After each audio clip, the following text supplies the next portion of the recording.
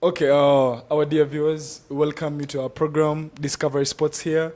And we are here to bring to you the best news in sports. I'm here with Dixon Waswa. How are you, Dixon Waswa? I'm good. We'll be back from the Ballon d'Or ceremonies. I see you're very happy. Maybe you're happy because the person you wished for is the one who won it. I was a neutral. Whoever would win, I was just a neutral. Oh, you were a neutral. Yeah. But of course, we come back and last night, of course, Rodri, the player from Manchester City, the midfielder, was the winner of the Ballon d'Or 2024. And I think it has brought about many people speaking in tongues, talking about a number of issues, saying that he was not the right person to win it, you know. But all in all, Rodri won the Ballon d'Or, the most amazing award, you know. If given to you, you are one of the best players in the world. What do you talk about his winning the Ballon d'Or? Ballon d'Or. Was he the right person to win it in the first place? I would say he was, yes. And still, even if he didn't win, I wouldn't say he deserved it. That's what I would say. But I think this time around, Madrid is testing. It's like, you know, it's having a test of its own medicine. Okay. Their president, Perez, of course, like in the past years, they say he has been influencing the Ballon d'Or. A case in point is... Do they have proof that he's been influencing? Do we have any proof? Because at times people just speak anyhow. But whenever they speak about something, just know that there is no smoke with that. Of course, yeah, of course. So, a case in point I was giving you was the 2018 Ballon d'Or, the one Modric won. Modric, like if you go back and check Modric's numbers, he was totally down. He wasn't that influential in Madrid's winning the Champions League.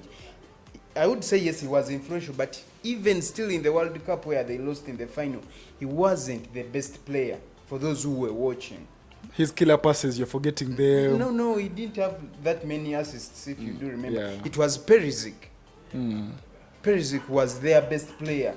Okay. If people do remember that World Cup for sure. Yeah. Perisic was... He used to play that line. Yeah, but because... Making it so busy, yeah. But because since Cristiano was leaving or left Madrid that same year, he didn't get to win the Ballon d'Or. Yet he had the best numbers, I would say, after Messi. By the way, Messi that year finished 50th. Yet he had the most goals, most assists, and we all know Messi. He was good that year, but he finished 50th. Modric had 4 goals, about 10 assists. Maybe they don't consider goals. I don't know, maybe there's something they consider, maybe. Because if it's about goals... The first point is individual brilliance. Exactly. And when we talk about individual brilliance... Like individual brilliance, how have you been like brilliant as an individual in that year? In that year, generally, in the matches like played. The second one is how you've helped the team, as your team achieved something. Modric helped his team go to the final. Are you forgetting? Yeah. But remember the first point. Of course. We have players who have won trophies, but they have not been that influential. The first point of the Ballon d'Or is individual brilliance, awarding someone who has been brilliant. That's why most forwards get this, because they score goals, make assists, and save teams. Then why Haaland? Last year, Haaland was not given this award because I, for one, supported him too. People forget that his numbers, if you were to compare goal contributions, remember Haaland just scores, he assists less. Messi scores and assists more. If you were to like add up their goal contributions, let's say goals and assists, Messi was up. And remember, Messi had won the World Cup. Let's not forget that. Okay, talking about the same issue, Vinicius Jr. and the Real Madrid players did not appear on this ceremony. Something I don't consider discipline. There's no discipline. I don't see any discipline, because I think if you're a good footballer, if you understand football, you've been called to a ceremony, because we always have a winner and a loser. I think you should just come and attend the ceremony. Talk about that behavior. Madrid are used to winning things. They have that winning mentality, so they were so much disappointed. Yeah, I heard even he told during the Barcelona match, Vinicius Jr. had a fight with a fellow player. Yeah, they had an argument. An argument. Xavi, yeah. And he told him, I'm winning the Ballon d'Or. Yeah, he was bragging about it. Now that's what. Keep quiet. That's I'm winning the Ballon d'Or. That's the third act they brought in. Class and respect. You know, class on the pitch. So the class on the pitch also matters a lot. Also matters a lot. Like Vinicius doesn't have class, doesn't have behavior, doesn't have discipline on the pitch. He's a good player, but one of his weaknesses is respect and class on the pitch. Did you see what he did to Kimmich? Joshua Kimmich? Yeah. When he was trying to give him the ball, The guy even got the neatly ball in the and, you know, threw it down how, and like, you know, every wasted now time. and then quarreling, like, you know, talking bad. And saying the you know, the way he treats the referees. I remember in the opening game of the season in La Liga, there is a referee who wanted to talk to him, and he told him, "No, I can't talk to you. Go talk to my captain." The referee wants to talk to you. Talk to him. He's a big man. He's the one who is moderating the match. You know, he's the one controlling the match. So if he calls you, listen, talk to the man. By the way, he shoved him off and told him, "No, I can't talk to you. Go talk to my captain now." So he lacks discipline on the pitch. Yeah. Putting aside however much this doesn't justify the racism chance he gets, but still, Vini as a person has to work on Needs that. to improve. Just check on the likes of Messi. However much, yes, I would, but there is a way they go humble and they don't face these shortcomings. Okay, still, some of the football fans in the world say that Dani Carvajal still deserved this award. That they say that he was the right person, if not Vinicius Jr., then Carvajal, but not Rodri. They are bringing in Carvajal because of Spain winning. Spain the trophy. winning the trophy. But let's not forget. And the performance at Madrid. Carvajal, yes, he's a brilliant player, but he's not that guy who stands out. You get me? I don't get you because I think He's not as, I think Carvajal is a diehard. He's a on the diehard, but pitch. he's not this guy who stands out and you feel like he's the one controlling the game. Let me give you an example of Rodri. Rodri, yes, doesn't have the numbers of the forwards, but we all know how this guy was vital in City's team, like winning the trophy. Some of you even knew, like, whenever he wasn't at the pitch, City struggled. So that means he was vital. But at times, you can't even feel Carvajal's absence on the pitch. You know? In case Vini wasn't on the pitch, you would feel it. Maybe we need Vini here. But with Carvajal, it's not putting him down. He's a class player, but I don't think he's at that level of controlling the pitch and taking the team by himself, you know, to make you feel like, oh, today it's Carvajal who is carrying the team. No, but Rodri, at times even when things were not going well, he would come out from nowhere and score. You know that. True. So, and the way he controlled that City team, we all witnessed that, and that's why, you know, when he won the Ballon d'Or, no one was like, hey, you know. Yeah. Talking about the performance of Kylian Mbappe in Madrid shirt, we've been having these debates even the day before he came. And I remember telling some people that he might not perform because things can happen in football, you know, because we expected a time back when Messi was in PSG, joined with Neymar, Mbappe. We thought, you know what, all the trophies are theirs. They're going to win the Champions League or the likes. Is Kylian Mbappe going to win the Champions League this time round? Because considering the performance of their match between Barcelona, because they swallowed 4-0. Kylian Mbappe is a top player. And some people were saying he was the most relieved man when he had Vincent winning. Because, you know, he's the poster boy, he's the face of Real Madrid at the moment. It would hurt him, Vinicius winning. Someone in your team where they take you as the superior one, no, the top player. So he's happy inside. On the inside, he does not show it, but he's happy on the inside. That Vini did not win the Ballon d'Or. He was the most relieved man in the world yesterday when Vini didn't win. But so, like, going back to your point, Mbappe is a class player. Yes, they are struggling. He is struggling because maybe he's trying to adapt. We all thought this guy was going to easily adapt to Madrid because their playing style fits him. But I think the loss of Toni Kroos, however much we wouldn't want to dwell much on that, has affected this Madrid team because he needs people who make those through passes, like, long passes. And at the moment, yes, Fede is good, but he's not doing it that much. Bellingham is a good player, but he's not very good at those killer passes. Remember in a certain press conference in Euros, when Mbappe talked about that, like he needed a player who can just make an abrupt pass from there. That's why he makes less runs behind the defenders these days. So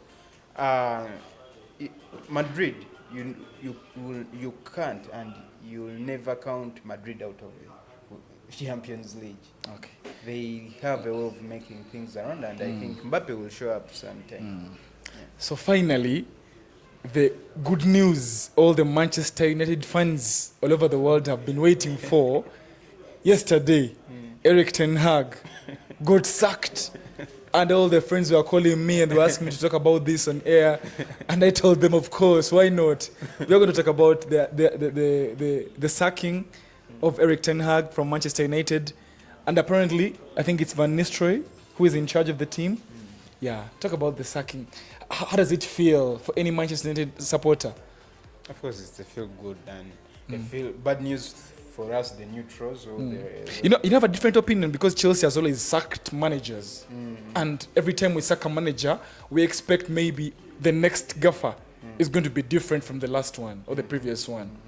But at times things, change. And but United of late has been like that. They don't have them. So what guarantees the fans that the next gaffer is going to be? With football, like, you have to be hopeful every time there is some change. You have to be hopeful. That's why even when Ten Hag came, everyone thought, man, this guy is he's going to bring like the Ajax football to Old Trafford, blah blah. But we all knew this was coming. All of us knew Ten Hag wouldn't finish with this run. Almost because it's been given enough time. Like in the lower, because their matches last season we expected is going to be sacked. Yeah, but it was he not has been sacked. given time, and there is no one who can justify that this guy wasn't given enough time. No one can justify that this guy was going to turn things around. There is no way. No way. United had no direction. They have you check on them on the field as if they have no leader. The guy is always there, he's not that animated on the touchline, So I don't think anyone thought this guy would stay. So but Van Nistelrooy in charge, do you think it's going to take the job for good? No. Or we should wait for something like about 10 matches? No, or they will bring in someone was new. given, and Carrick played again. Did he win or it was a draw against Arsenal? I think that was his last match. He was doing well, but still they had to bring in a new one. Ten Hag.